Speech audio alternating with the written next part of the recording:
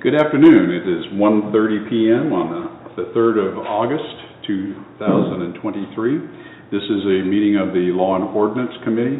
The chair of this committee, Councilwoman Lynn Snee, is not here today, and to my right is Councilman Todd Sievert, and I am Bob Phillips, acting as chair. We're here to talk about a recommendation coming from staff about a moratorium regarding the downtown riverfront overlay district. And Mr. Titterington, are you going to lead this, or is Mr. Davis? I didn't even know he was here. Well, he's dressed for the occasion. He is, yeah. It's casual Thursday. We are asking for a moratorium on certain potential uses in the principal permitted uses within the DRO, the Downtown Riverfront Overlay District. You have a copy of the map of the district with the boundaries on it, as well as in your report a list of those principal permitted uses that may or may not be desirable within that DRO. Recently we've had inquiries on redevelopment of properties within the DRO. We're concerned that maybe those are not compatible with the adjacent areas. And so, as you know, with moratorium, it gives the staff a chance to study it, do some outreach, and then come with some recommendations if, in fact, we think that there are some changes that need to be recommended to you. Just so you know, by way of background, the DRO has been in existence for 5 years now. Within those boundaries that you see, there are 12 different zoning districts, residential, commercial, and industrial. The list that you see in Exhibit A of your report does not include any residential uses, correct, Mr. Davis? That's correct. But does have some of the perhaps less desirable commercial and or industrial manufacturing uses that are in the conventional district. So given that this would be an involved review, we are asking for a 270-day moratorium. If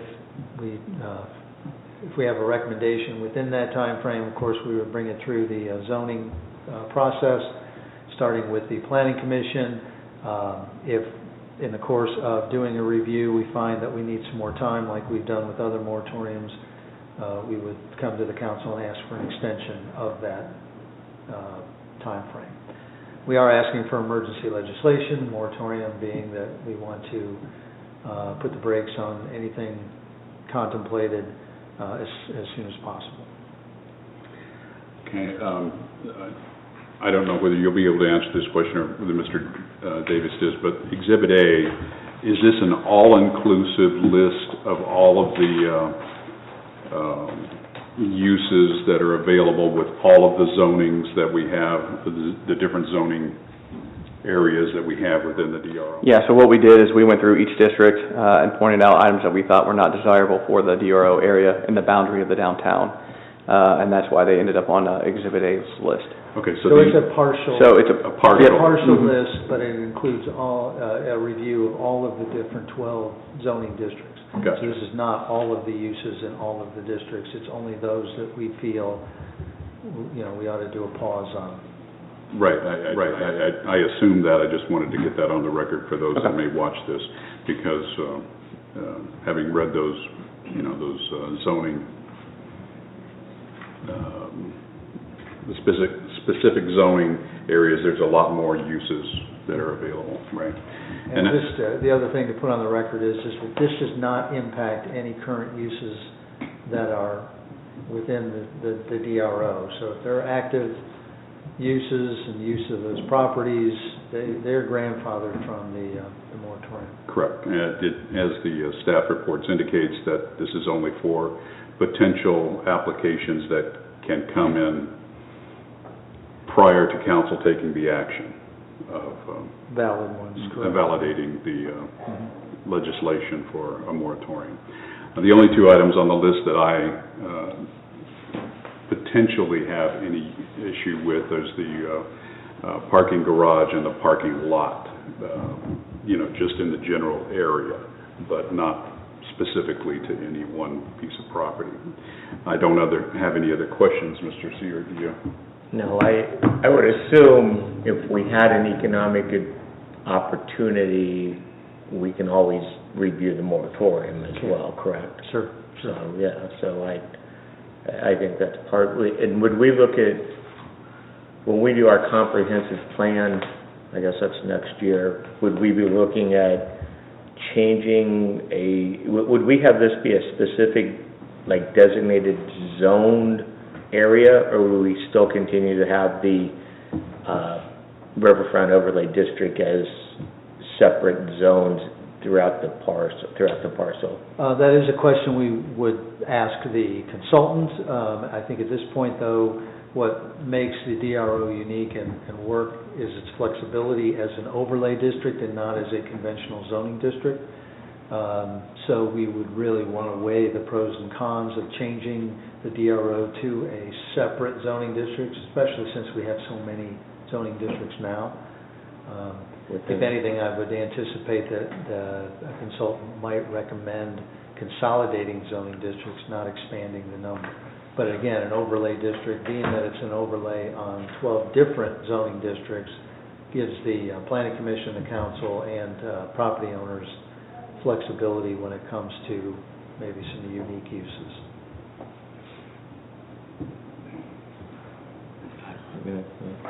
Okay. I'm seeing no other council folks in the audience. I'm going to open it up to general questions from anybody else in the audience on this item. Come on up, state your name and address. Hello, I'm Jessica Meinsinger, pop-up at 4 West Main. Can you define for me what beverage distributors and bottling plants would be? So, for instance, Tony Scott's, AM Distillery, would that count under that classification?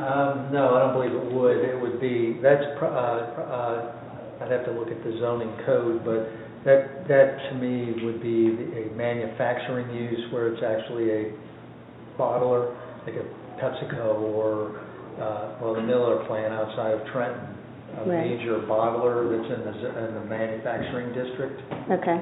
I mean, he's bottling, so I just didn't know if somebody else wanted to come in town, and Hayner's bottling. So I just wasn't sure where the line was on that. And then what's just to follow that same line, Jessica, is those two items are not within the physical plants where those are occurring. They're not within the DRO, are they? Let's see, yes, they're definitely in. But again, they're already here, right, yeah, so that doesn't. This is just future. Right, and they're small bottling separate entity. I mean, you're thinking of like the Miller Brewing Company or Heidelberg Distribution or something like that. I don't know that. I agree with you. I don't know that you would classify a sort of a mom and pop microbrewery thing as being a processing plant. That's a good question, though. Yeah, and when we're talking about a bottler, we're talking about that as the principal permitted use. That's why we're talking about the manufacturing process and even the major distribution activities, and not one aspect of maybe a bigger or broader or more general retail operation. Okay. And then what about a food broker? Retail, wholesale, and storage without processing. So this is 53 categories. That's a lot that the city is, shutting down for. Well, I think the key thing, and why I asked the question I asked Jessica, is I think we still have an independent ability to say, okay, we're going to waive the moratorium if some on a case-by-case basis, or overall. I think we can do it on a case-by-case basis. Yeah, you could. I mean, if we had something that was unique that maybe it's not really, it could be interpreted one way or the other, or it's, I don't know, I don't even want to come up with a hypothetical, but something that again is unique, that the council could look at amending the moratorium or the list on that moratorium. Okay. And why would you exclude parking lots or garages? Parking lots, parking structures, first of all, we don't have any that are contemplated right now, but that has been a subject of a lot of